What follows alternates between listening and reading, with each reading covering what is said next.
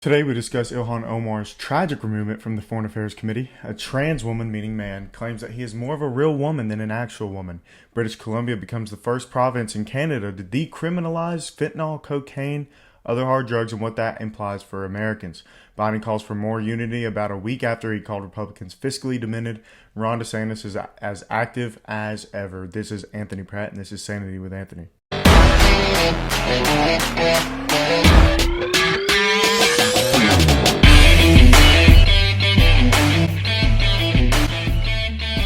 So first we must get to the hilarious topic of today, the tragic removal of Ilhan Omar. Like everything that has ever happened in politics these days, you guessed it, they're going to call the Republicans racist, misogynist, and bigoted.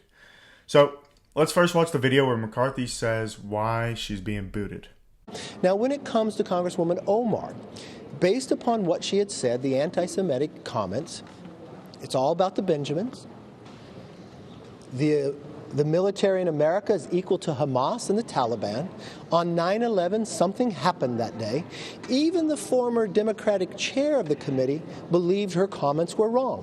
When a resolution was brought up to deal with this last time, she never apologized. They changed the resolution to say anti-Semitism is wrong.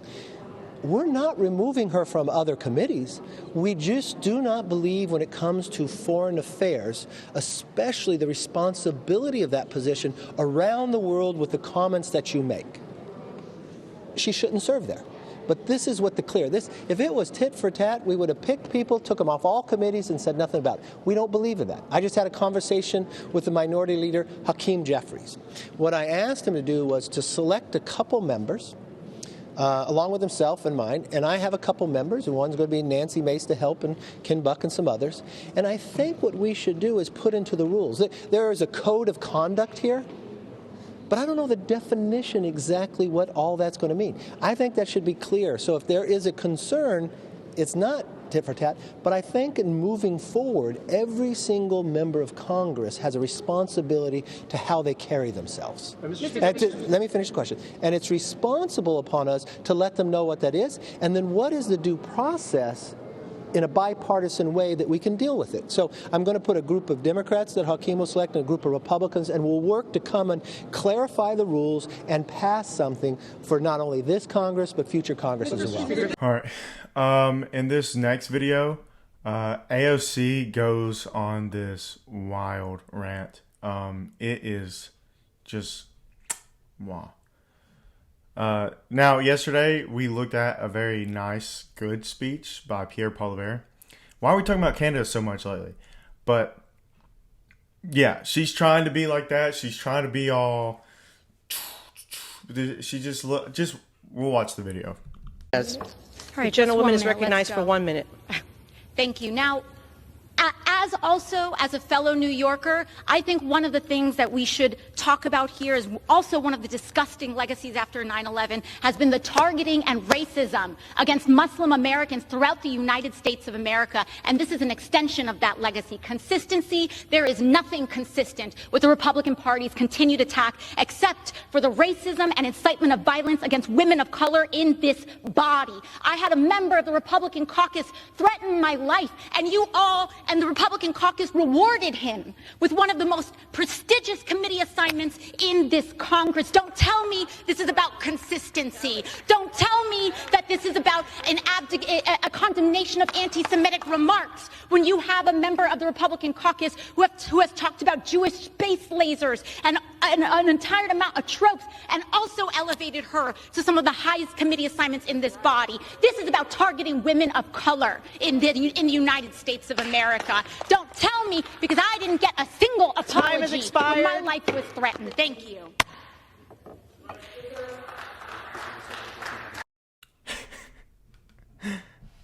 So she throws a tantrum.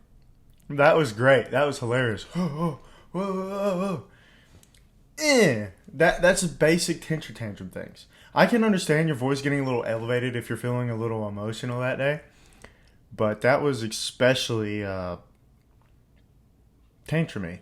Okay, this next video reminds me when Trump was elected and the lady was screaming on the ground.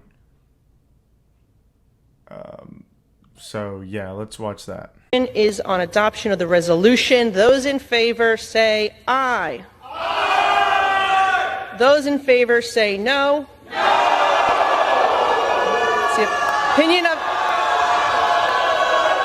It's the opinion of the chair that the ayes have it and the resolution is agreed to. And without objection, the motion to reconsider is laid on the table. No! It has just kept going. I actually, I compliment her. I could like, that is awesome. Those vocals, beautiful. You should take that to music or something nice instead of yelling about, you know, even if you believed it was just some political tit for tat, then that still wouldn't warrant anything. No, it's like, that's what you say when, like, you fought a war, a long, horrible war, and at the very end, you're just watching the Capitol burn down or something. But no. Right there. That's when they decide to do that. That's just hilarious. It speaks for itself. It's hilarious. I mean, the Republicans did give kind of like a showboaty, yeah. But either way, it was pretty. That was awesome. Okay, so I regret to inform you. The next great video of the day is the video of this I don't know what gender. To be completely honest, claiming that trans women are more of a woman than real women because they work on it more than real women. So I'm going to play that video for you. It might make you pretty mad depending on who you are. But I'm just going to be honest with you guys. I am fucking tired of TERFs making a mockery of real women. Oh, what? You were born with ovaries? You bleed every month? You have XX chromosomes? Yeah, that's cute. Tell me what other external factor that doesn't apply to all of you defines you. At the end of the day, you're out here thinking that trans women are making a mockery of you when it's the exact opposite. You are pretending that you know that you are a woman when the only people here who know that for sure are the ones who have put in the work to understand themselves. The trans women. You have put zero work into actually understanding yourself. You are only a woman because everybody else around you looked at these same external factors that you look at and said, seems like woman behavior to me. And you went, all right. The only person making a mockery of womanhood is you because you do not fully understand what makes you a woman. Stop harassing trans women. I don't even identify as a woman and I'm more of a woman than you. It's okay to be scared of cishet men, but don't take it out on people who aren't even a fucking threat. So, number one, I would just like to delve into a topic. This is the result of a philosophy that is called existentialism. It is that you can be whatever you want to be in life. There's nothing tying you down. There's no consequences for your actions. You know, they don't believe you reap what you sow is basically what I say. But this person has obviously reaped. So they've done some sowing in some weird fields in their life. But yeah, I'll just like to touch on that for a second. You can't just live your life however you want, or you may end up looking like that. So first off, I don't know if she or he realizes that this actually defeats her argument. If you are something, then you just are something. I'm not a man because I am a man. I'm a man because I am a man. I do not have to work to get XY chromosomes and understand myself. Like a bird, I'm sure it doesn't have to ponder on whether it is a bird or not. It just is a bird. It doesn't have to be reassured it is a bird because it is a bird. It doesn't have to go to bird affirming therapy because you guessed it. It's a bird. Second, can this be the point where we go back to the old ways of treating these people and just dismissing them with uncontrollable laughter? Like, when did we have to start taking these type of people serious? This is what is deserved for being a narcissist and self-absorbed. But come on, can the culture lords finally say, all right, this is enough. You know, we have reached the tipping point. The water is in the boat. I mean, how did they not realize? Like, so there's slippery slope. You know, it went from, okay, it started at, honestly, feminism, but the modern contemporary way is it started at just let gay men do what they want in their own homes. It's fine. We just want to be alone. Then it went from we want to use the different bathrooms. Then now we're at, I mean, there's some points I missed in there, but now we're at, actually, if you're a trans woman, aka male, you are more of a woman than a regular woman. Because I put all this time and effort into thinking about how deluded I am. So, I mean, this is just straight up narcissism. I don't know why we put up with this as a society. It's ridiculous. These people are indulging delusions, and we're being told to indulge it also, which is even worse. That is the real issue with this entire movement. It's like if I was, it's like this woman. I think she's a woman. I actually can't tell because of all the drugs she's probably on. But either way, let's say that was a man who is becoming a woman. I'm a woman, and I want you to say it. And if you have any thoughts that dare to compete with that absolute fact of reality, you are a bigot. You are evil incarnate. And I don't know, I think we should just stop putting up with this. I'm tired of all the you offended me, tired of all that, because they're living in false. They are almost epitomizing living in false. You're saying you're a completely different gender than what you actually are. You're walking and talking every single day like you are something you're not, which is another thing on existentialism. You can't just be whatever you want. There's some things that are grounded within you. Some people are smarter than others. Some people are taller than others. Some people are more athletic than others. Some people are men, some people are women. So embrace your true self, not your true self that's apparently in your soul or something. And you don't want to actually acknowledge the soul because there's a lot of repercussions that come with your actions once you do that. But yeah, you can't just live how you want. This is delusion. Society is telling us to indulge delusion, and they've been doing that on a broad scale. Now it's time to stop. It's gone too far. We should have stopped it a long time ago. No, men can't go into women's bathrooms just because they think they're women because it's going to hurt their feelings. No, because you want to know why? Because it's false. You are not a woman. You are a man. Go into the men's restroom. Okay. So next story has America's top hat back at it again. British Columbia becomes the first province in Canada to decriminalize heroin, fentanyl, cocaine. From Fox News. One of the largest provinces in Canada is moving forward with a plan to become the first province in the country to decriminalize several hard drugs. Starting on Tuesday, residents of British Columbia who are older than 18 will be allowed to carry up to 2.5 grams of drugs such as cocaine, heroin, fentanyl, methamphetamine, and morphine. The BBC reported.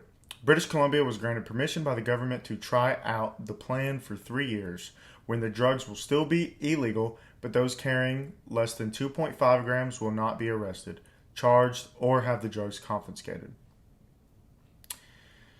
Decriminalizing people who use drugs break down the fear and shame associated with substance use and ensures they feel safer. Reaching out for life-saving support, Jennifer Whiteside, the British Columbia Minister for Mental Health and Addictions, said about the plan.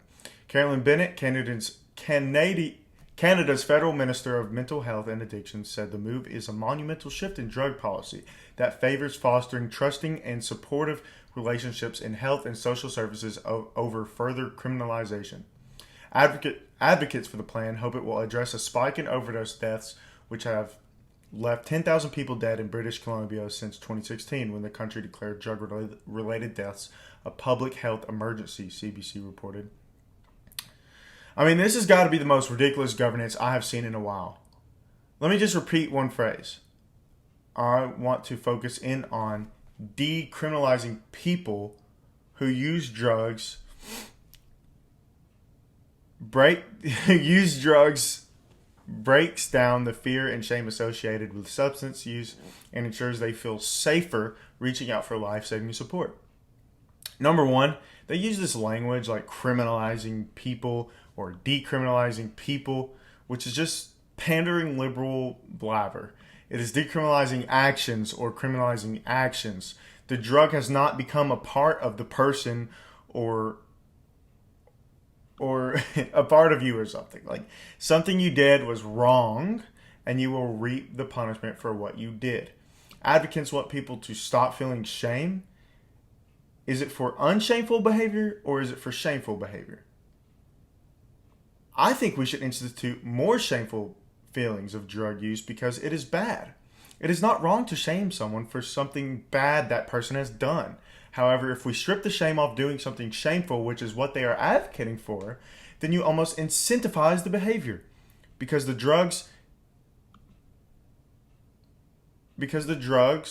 in and of themselves are what are, if you decriminalize it, the drugs in and of themselves are appealing to people, addicting.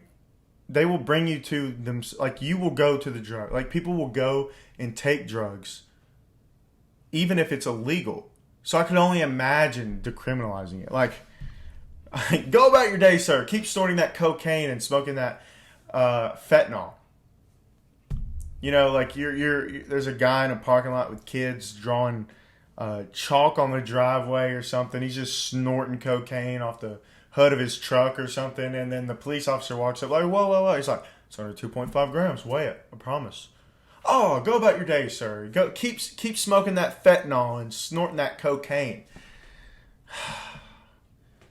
Thank God this isn't America, but it's coming. So, a big issue in America are fentanyl caused deaths. And the fentanyl zombies on the street who are already dead as far as most of them for their future potential. They have thrown it all away for this drug. Also, left-wingers who advocate for this type of governance in the United States always talk about people being victims of their circumstance. Well, this policy, instead of people getting highly involved with something much more harmless, like marijuana, because it's part of their culture, instead they will be hooked on things like fentanyl, which are very addictive. This is not good policy. We can't allow it to be a part of our society and culture to smoke fentanyl or snort cocaine. I mean, it's Canada, but still, people have advocated for things like this in America. And, libertarians even, and really soft Republicans will a lot of times say, well, it's their body. It's their body. We have free will. You Christians believe in free will, right? Well, drugs like this take away your free will. Maybe the very first time you use it, you have free will to do it. But after that, it's no more free will. You're addicted. I'm sure you can get away from the addiction, but still, you still have less free will once you are on a drug like fentanyl or cocaine. There's no possible argument for something like this being done in America, but that doesn't stop leftists from advocating it.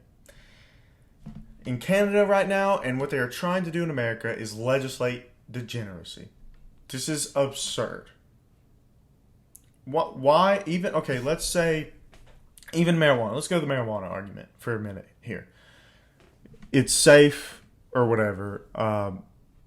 It doesn't hurt anybody. It does smell, number one. I just want to throw that out there. Why can't somebody sit in their home and smoke weed? What's wrong with that? Well, number one, they don't just sit in their home. They're out using it in public. Walk down any main city street. It reeks of marijuana.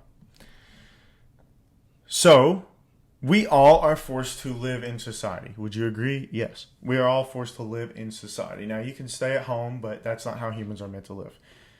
I don't want marijuana in our streets. Most people, I would say, don't want marijuana stinking up their streets. And marijuana has its own culture of degeneracy, of violence, and I'm sure a lot of people, like some hardcore pot smokers, will disagree with that. That's fine, but I don't want it. We don't want it in our society. Kind of like how, okay, you're like, well, alcohol is just as bad. I would say it's worse. But the government tried to ban it. and society said no. People's like to talk about societal structures and things that are seen as bad and some things are seen as good. Yes, this is seen as bad. It should stay illegal because I don't want to live near it. I don't want it around in our communities. It also, number one, it makes you lazy. You're not doing anything productive. It's not edifying you in any way to smoke the devil's lettuce. It doesn't make you better. Some people say creative, but you can do all sorts of things for creative. That's not an argument, okay? So I think it should stay illegal, especially addictive drugs like fentanyl, cocaine, methamphetamine. And who in the world is carrying around a bag of dopamine or something? I mean, a bag of, was it morphine? That's very degenerate. Okay. From Fox News. Biden issues a call for unity after insulting GOP as fiscally demented. Biden delivered the remarks during a Thursday morning address at a national prayer breakfast in Washington, D.C. In our politics and our lives, we too often see each other as opponents and not competitors, Biden said. We will see each other as enemies, not neighbors. And as tough as times as these have been, if we look closer, we see the strength and determination that has long defined America. There are those in the greatest need who are looking to us. They've elected us to help them, to really look at each other, not as Democrats, not as Republicans, but as who we really are, as fellow Americans, fellow human beings worthy of being treated with dignity and respect. I agree with the dignity and respect part. Biden stated that so much more unites us than divides us. I don't know about that. And that his first 2 years in office showed that officials can join hands and get things done. It was just 2 weeks ago that Biden took a shot at Republicans during a speech at the National Action Network's Martin Luther King Jr. breakfast. He said, "These guys are fiscally demented. They don't quite get it," Biden said about Republicans who criticized Biden for signing large spending packages. Biden has also called Republicans who support former President Donald Trump a threat to democracy and compared their political ideology to semi-fascism. So this is what I was going to talk about, that he said MAGA Republicans. It's MAGA Republicans that are the bad in America when, 50% of the nation supports Trump. Make America Great Again, and by the way, is what that stands for. I love how Trump recently said that they don't understand. It stands for Make America Great Again. But it's like he was kind of right. I don't know if he was actually that intellectually involved in that thought. But it was really good because they've used it MAGA, MAGA, MAGA. He's like, yeah, that means Make America Great Again. That's pretty. That's pretty normal thing to say, but they're like MAGA, MAGA, MAGA. So, but yeah, that's all nice and everything. But I remember when Biden was saying that electing Republicans to the midterms was a threat to democracy, and MAGA Republicans were a threat to democracy, half the country. I would be willing to be like this, but he is just having a good thought, and he has not actually put in any kind of effort to restore something resembling unity.